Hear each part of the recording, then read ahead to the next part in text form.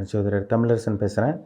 இந்த channel first time பார்க்குறவங்களா இருந்தீங்கன்னா சப்ஸ்கிரைப் பண்ணிக்கோங்க, பெல் பட்டனை கிளிக் பண்ணிக்கோங்க, ஆளுங்கிற ஆப்ஷன் இருக்கும் அதையும் சூஸ் பண்ணிக்கோங்க. அப்போ தான் நாங்கள் போடுற பதிவுகள் எல்லாமே உங்களை வந்து சேரும். இன்றைக்கி நம்ம இந்த பதிவில் பார்க்க போகிற தலைப்பு சனி வக்ர பயிற்சி பலன்கள். மகர ராசி காலபுருஷ தத்துவப்படி 10ஆம் ராசியான மகர ராசி நேயர்களுக்கு எப்படி இருக்குன்னு பார்க்க போகிறோம். மகர ராசி, உங்கள் ராசி அதிபதி சனி, உங்கள் ராசி அதிபதி சனி 2ஆம் இடத்துல குடும்பஸ்தானத்தில் இருக்கார். அவர் வக்ரமடை போகிறார். இந்த ஜூன் மாதம் 29ஆம் தேதி வக்ரமடைவார். உங்களுக்கு பார்த்திங்கன்னா நவம்பர் மாதம் 15ஆம் தேதி வரைக்கும் கிட்டத்தட்ட 4.5 மாத காலகட்டங்கள் சனி வக்ர நிலையில் இருப்பார். என்னென்ன நடக்கும், மகர ராசி நேயர்களுக்கு என்னென்ன நடக்கும், என்னென்னலாம் எந்த விஷயத்தில் கவனமாக இருக்கணும்னு நம்ம டீட்டெயிலாக தெளிவாக பார்க்கலாம். இப்போ உங்கள் ராசிநாதன் சனி 2ஆம் இடத்துல வக்ரமடை போகிறாரு. உங்கள் ராசிக்கு 3ஆம் இடத்துல ராகு இருக்காங்க. ராசிக்கு 5ஆம் இடத்துல குரு ரிஷபராசியில் சஞ்சரிச்சுருக்காங்க. 9ஆம் இடமான பாக்கிஸ்தானத்தில் கேது கன்னி ராசியில் இருக்காங்க. இதுதான் வருடகிரகங்களுக்கு உண்டான இந்த அமைப்பு. வருடகிரகங்களும் அந்தந்த இடத்துல அங்கங்கே இருக்காங்க. அதாவது ராகு கேது ஒரு நல்ல ஒரு பொசிஷனில் இருக்காங்க. குரு ஒரு நல்ல ஒரு இடத்துல இருக்கார். சனி வந்து பார்த்திங்கன்னா 2ஆம் இடத்துல குடும்பஸ்தானத்தில் இருக்கார். உங்களுக்கு பாத சனி போயிட்டுருக்கு உங்களுக்கு, சரிங்களா? இந்த வக்ரமடைகிறனால என்ன பண்ணுவார்னு பார்த்தீங்கன்னா, சனி தன்னோட இயல்புக்கு மீறி இயல்புக்கு மாறான சில விஷயங்களை ஏற்படுத்தி கொடுப்பார். பொதுவாகவே சனி வந்து பாருங்கள் மெதுவான கிரகம், மந்தமான கிரகம், ஸ்லோ. சனினானே ஸ்லோ தான். சந்திரன்னா ஸ்பீடு. சந்திரனை இருக்கிறதுல வேகமான கிரகம் சந்திரன் தான். ஏன்னா ஒரு ராசியிலேருந்து இன்னொரு ராசிக்கு போகிறக்கே 2.25 நாள் தான் டைம் எடுத்துக்குவார். ஆனால் சனி மட்டும் 2.5 வருஷம் டைம் எடுத்துக்குவார். அப்போ வந்து அந்த மெதுவான கிரகம், ஒரு மந்தமான கிரகம் வக்ரமடைகிறனால இயல்புக்கு மீறிய இயல்புக்கு மாறான சில விஷயங்களை கொடுக்கும். இது நல்லதாக கெட்டதான்னு கேட்டிங்கன்னா, இப்போ 2ஆம் இடத்துல இருக்கார்.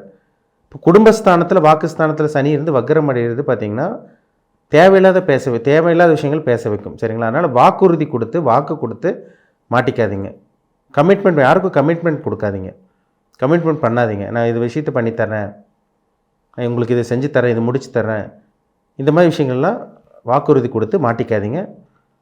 குடும்ப விஷயத்தில் கொஞ்சம் கவனமாக இருக்கணும், சரிங்களா? ஏன்னா குடும்பஸ்தானத்தில் சனி இருக்கிறனால தேவையில்லாமல் விஷயங்களை ஆர்குமெண்ட் பண்ணி தேவையில்லாமல் விஷயங்களை பேசி மாட்டிக்கக்கூடிய சூழ்நிலை உருவாகும். குடும்ப விஷயத்தில் கவனமாக இருக்கணும். மற்றபடி உங்களுக்கு பணமெல்லாம் வரும், சரிங்களா? பண விஷயத்தில் கவனமாக இருங்க. மற்றபடி பணம் வரும், உங்களுக்கு பணம் வரும். அந்த பணத்தை தக்க வைக்கிறது அது உங்கள் கையில் தான் இருக்குது. ஏன்னா ராசி வந்து பார்த்திங்கன்னா குரு பார்க்குறாரு. எல்லாத்தையும் மீறி வந்து பார்த்திங்கன்னா ராசி குரு பார்க்குறது ஒரு ப்ளஸ் பாயிண்ட் உங்களுக்கு. ஏன்னா போன வருடமும் உங்களுக்கு சனி வக்ரமாச்சு. ஆனால் வந்து குரு பார்வையும் உங்கள் ராசிக்கு கிடையாது.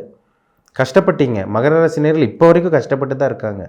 பணப்பிரச்சனையில் இருக்கீங்க, முன்னேற்றம் இல்லை, வளர்ச்சி இல்லை, பிஸ்னஸில் தொடர்ந்து நஷ்டம், லாஸாக தான் போயிட்டுருக்கு. வேலையில் அசிங்கமானப்பட்டுருக்கீங்க, ஒரு வளர்ச்சி இல்லை, முன்னேற்றம் இல்லை, கடன் தொல்லை, பணப்பிரச்சனை தான் உங்களுக்கு ஜாஸ்தி. ஆனால் இந்த காலகட்டங்கள் உங்களுக்கு பணம் வரும், சரிங்களா? கவலையப்பட வேண்டாம், பணம் வரும். அந்த பணத்தை தக்க வைக்கிறது அது உங்கள்கிட்ட தான் இருக்குது, உங்கள் கையில் தான் இருக்குது. ஏன்னா ராசி பார்க்குற குரு வந்து பார்த்திங்கன்னா எப்போயுமே கைவிட மாட்டார், உங்களை காப்பாற்றுறதுக்கு தான் முயற்சி பண்ணுவார். ஏன்னா அதிர்ஷ்டஸ்தானத்தையும் குரு பார்க்குறாரு, 9ஆம் இடத்தையும் குரு பார்க்குறாரு. உங்கள் ராசிக்கு 9ஆம் பார்வையே உங்கள் ராசியை பார்க்குறாரு.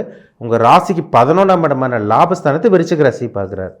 அப்போ பணம் வரும்னு அர்த்தம், லாபங்கள் கிடைக்குதுன்னு அர்த்தம். அதனால் யாருக்கும் வாக்குறுதி கொடுத்து மாட்டாதீங்க. பணம் தர்றேன் அப்படிங்கிற மாதிரி போய் மாட்டிக்க வேண்டாம், கவனமாக இருக்கணும். மற்றபடி உங்களுக்கு அந்த கடனெல்லாம் இந்த காலகட்டத்தில் கொஞ்சம் கம்மியாகும் உங்களுக்கு, சரிங்களா? இந்த கூட்டு தொழில் பண்ணிகிட்டு இருக்கவங்க மட்டும் கொஞ்சம் கவனமாக இருங்க. ஏன்னா ஒரு சில மகர ராசி நேயர்கள் அவங்ககிட்ட தான் ஏமாந்து போயிருக்கீங்க, சரிங்களா? அதனால் கொஞ்சம் கவனமாக இருக்கணும். ஏன்னா உங்களுக்கு வந்து பார்த்திங்கன்னா 2015 கஷ்டப்பட்டு தான் இருக்கீங்க மகர ராசி நேயர்கள். 2015 கஷ்டம்தான் உங்களுக்கு. ஒரு சில பேர்த்துக்கு 2020 பிரச்சனை ஆரம்பிச்சது, ஒரு சில பேர்த்துக்கு 2017 ஒரு சில பேர்த்துக்கு பிரச்சனை. ஒவ்வொருத்தருக்கும் ஒவ்வொரு விதமான பிரச்சனைகள் அனுபவிச்சுட்டு இருக்கீங்க நீங்கள். அதனால் கவனமாக இருக்கணும், சரிங்களா? உங்கள் வாழ்க்கை கண்டிப்பாக மாறும். ஏன்னா உங்களுக்கு அடுத்த வருஷமெல்லாம் பார்த்தீங்கன்னா 7.5 சனி, உங்களுக்கு பிடிச்ச 7.5 சனி உங்களை விட்டு முற்றிலும் உங்களை விட்டு விலகிடும். அதனால் கவனமாக இருங்க, சரிங்களா? எந்த ஒரு முயற்சி எடுக்கிறதா இருந்தாலும் யோசித்து முடிவெடுங்க. அவசர முடிவுகள் எடுக்காமல் இருங்க. சின்ன சின்ன குழப்பங்கள் உங்களுக்கு வந்தால் கூட அந்த குரு பார்வை, உங்கள் ராசியை பார்க்குற குரு நிச்சயமாக உங்களை காப்பாற்ற தான் செய்யும், சரிங்களா? 2ஆம் இடத்துல சனி வக்ரமடைகிறனால குடும்ப விஷயத்தில், பேச்சு விஷயத்தில், அதே மாதிரி வந்து பார்த்திங்கன்னா கணவன் மனைவி உறவில் கொஞ்சம் கவனமாக இருக்கணும். 3ஆம் இடத்துல இருக்கிற ராகு என்ன பண்ணுவார்னா உங்களை முயற்சியை தூண்ட வைப்பார். இப்போ வேலை மாற்றணும்னு நினைக்கிறீங்க, தாராளமாக மாற்றலாம். தொழில் ஆரம்பிக்கணும்னு நினைக்கிறீங்க, தாராளமாக ஆரம்பிக்கலாம். இப்போ மகர ராசி நேயர்கள் நீங்கள் என்னென்ன நினைக்கிறீங்களோ அது எல்லாமே நீங்கள் பண்ணலாங்க. இடமாற்றம் எல்லாமே உங்களுக்கு வெற்றி தான். ஏன்னா 3ஆம் இடங்கிற இடமாற்றத்துக்கு குறிக்கிற இடம். அந்த இடத்துல ராகு இருக்கார். தன்னம்பிக்கை, தைரியம் இதெல்லாம் உங்களுக்கு வரும். இடமாற்றம் பண்ணலாம், வேலை இடமாற்றம் பண்ணலாம், வேலை மாற்றலாம், வீடு மாற்றலாம். இதெல்லாமே உங்களுக்கு சக்ஸஸ் தான், வெற்றி தான், தோல்வி கிடையாது. 4ஆம் இடத்துக்கு அதிபதி வந்து பார்த்திங்கன்னா செவ்வாய் வந்து பார்த்திங்கன்னா அவர் வந்து அது மாத கிரகங்கள், அது மாத நகரனால நம்ம பெருசாக எடுத்துக்க வேண்டாம். நம்ம குருக்கு வருவோம். இந்த குரு 5ஆம் இடத்துல இருக்கிறது ஒரு ப்ளஸ் பாயிண்ட் தான் உங்களுக்கு. உங்களுக்கு புத்திரஸ்தானத்திலே இருக்கிறனால குழந்தை பாக்கியம் இந்த காலகட்டங்களில் கிடைக்கும். உங்களுக்கு வந்து பார்த்திங்கன்னா குலதெய்வ அனுகிரகம் கிடைக்கும். தெய்வ அனுகிரகம் உங்களை காப்பாற்றும், தெய்வத்தை உங்களை காப்பாற்றும். ஏன்னா 9ஆம் இடத்தையும் குரு பார்க்குறார். இப்போ 9ஆம் இடங்கிற ஆன்மீக ஸ்தானம், அந்த இடத்துல ஒரு ஆன்மீக கிரகம் கேது இருக்குது. அந்த கேது மேலே குருவோட பார்வை விழுகிறனால ஆன்மீக பிரயாணம், அந்த தீர்த்த யாத்திரை போகிறது, தூர பிரயாணங்கள் போகிறது, வெளிநாடு போகிறது, வெளிமாநிலம் போகிறது, உங்களுக்கு பிடிச்ச ஊருக்கு போகிறது, இதுக்கெல்லாம் தடங்களே உங்களுக்கு கிடையாது. நினச்சதெல்லாம் நடக்கும். தொட்டது தொடங்கக்கூடிய காலகட்டம் தான் இந்த காலகட்டங்கள். சரிங்களா? குரு பயிற்சி உங்களுக்கு நடந்தது ஒரு ப்ளஸ் பாயிண்ட் தான் உங்களுக்கு.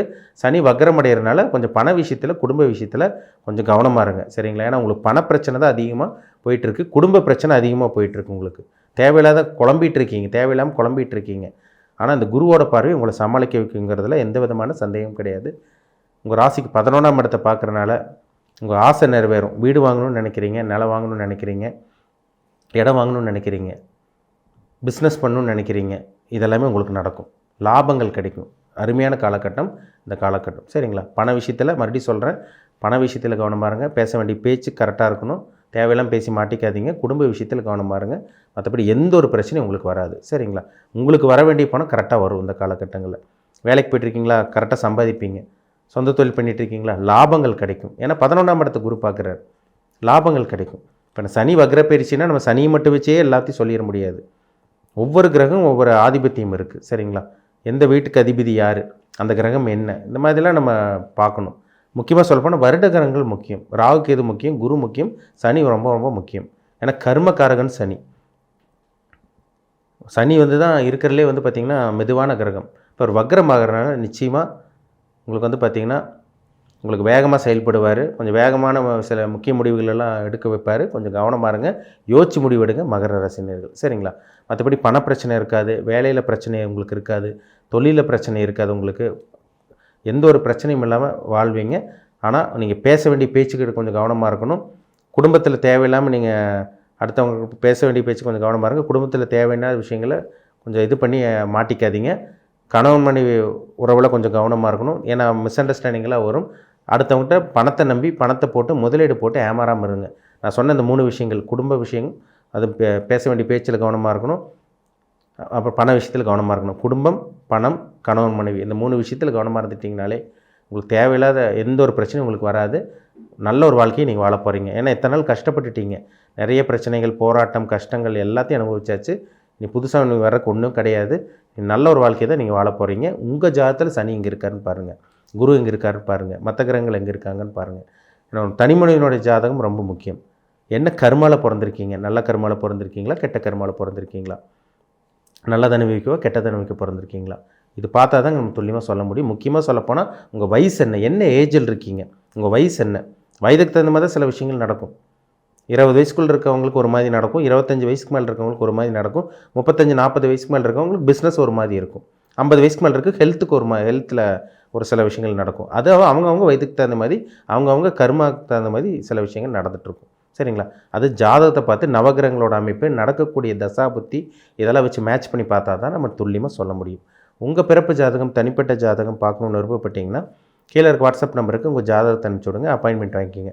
உங்கள் சுய ஜாதகத்தை பார்த்து நம்ம 100% அக்யூரேட்டாக துல்லியமாக தெளிவாக பார்த்து தெரிஞ்சுக்கலாம். என்ன பிஸ்னஸ் பண்ணலாம், என்ன வேலைக்கு போகலாம், இனிமேல் நீங்கள் எப்படி இருக்கணும், எப்படி இருக்கக்கூடாது, சொந்த தொழில் பண்ணலாமா வேண்டாமா, எந்த துறை தேர்ந்தெடுத்திங்கன்னா நீங்கள் சம்பாதிப்பீங்க, எதில் ஜெயிப்பீங்க, எதில் சாதிச்சு காமிப்பீங்க, எல்லாமே உங்கள் ஜாதகத்தில் தான் விஷயமே இருக்குது.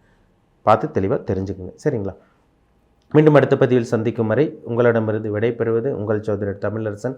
இந்த சேனல் பிடிச்சிருந்தா உங்கள் நண்பருக்கு உறவினருக்கும் ஷேர் பண்ணுங்கள், லைக் பண்ணுங்கள், சப்ஸ்கிரைப் பண்ணுங்கள், பெல் பட்டனை கிளிக் பண்ணிக்கோங்க, ஆளுங்கிற ஆப்ஷன் இருக்கும், அதையும் சூஸ் பண்ணிக்கோங்க. அப்போ தான் நாங்கள் போடுற பதிவுகள் எல்லாமே உங்களை வந்து சேரும். நன்றி, வணக்கம்.